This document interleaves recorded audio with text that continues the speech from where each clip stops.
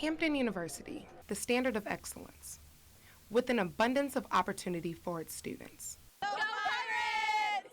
Hampton #1 all day HU. There we go. Students from all over applied to experience one of the most prestigious HBCUs in the nation. Many Black students said they chose an HBCU to grow, learn, and get the college experience with people just like them.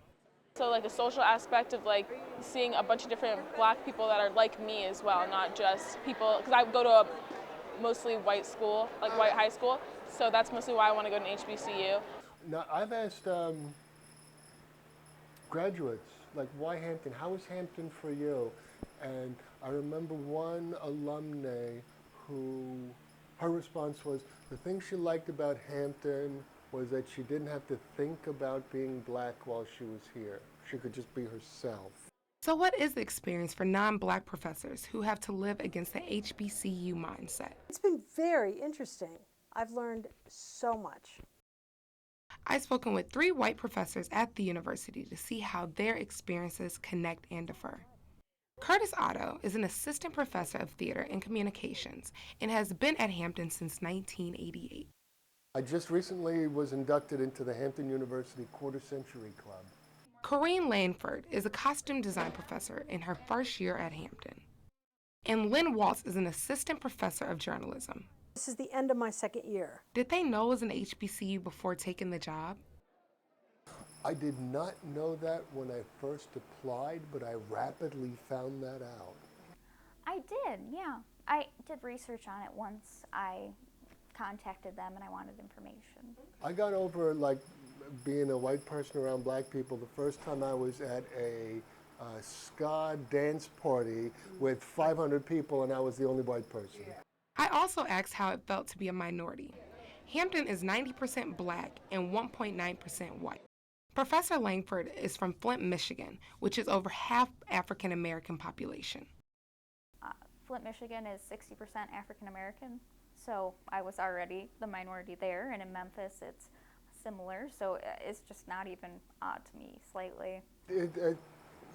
You know, there's a privilege thing. So even if I'm on campus and I'm a minority, I'm not a minority. So there is a privilege thing. That makes me experience what it must be like to be African American and have everyone, and be aware that everyone is viewing you through a lens that first and foremost says, I'm Black, right? And that's been very educational for me. 45th President of the United States of America, Donald J. Trump.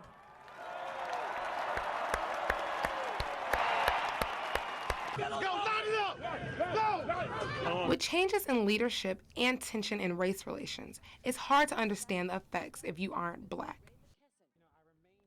I mean, I can't begin to compare my experience to being African American. I understand it to some degree, and I think that it's important that this stuff is talked about. They stress how important it is to try and understand the students from their perspective. Because I'm looking at things from that perspective, and I'm receiving them from that perspective, I'm beginning to understand where a lot of the anger and frustration of constantly dealing with racism, that's something that I didn't have to deal with.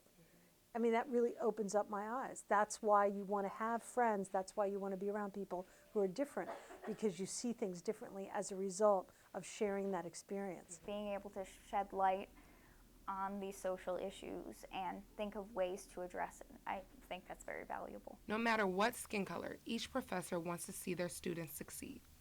African Americans are underrepresented in the technical areas of the entertainment industry is something that I would like to see change. We need more voices. We need that perspective.